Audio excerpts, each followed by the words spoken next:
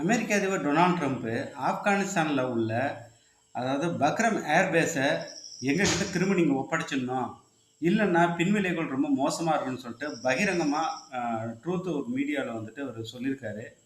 இதற்கு ஆப்கானிஸ்தானில் என்ன சொல்லியிருக்காங்கன்னா, அந்நிய சக்திகள் அதாவது அந்நிய இராணுவ தளவாடங்களோ இல்லை இராணுவத்தினரோ எங்கள் மண்ணில் முற்றிலும் அனுமதிக்க மாட்டோம் அப்படின்னு சொல்லிட்டாங்க.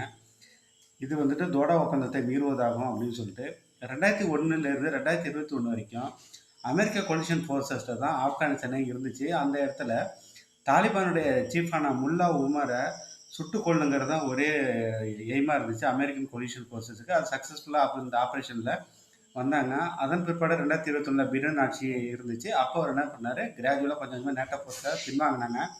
இப்போ இவங்க இந்த பக்ரம் ஏர்பேஸை கேட்கறது காரணம், அங்கேருந்து 1 கிலோமீட்டர் தூரத்தில் சைனாவோட நியூக்ளியர் சைட்ஸ் எல்லாம் இருக்குது. அங்கே சர்வேலன்ஸு நியூக்ளியர் மிசைல்லாம் அங்கே தயார் பண்ணி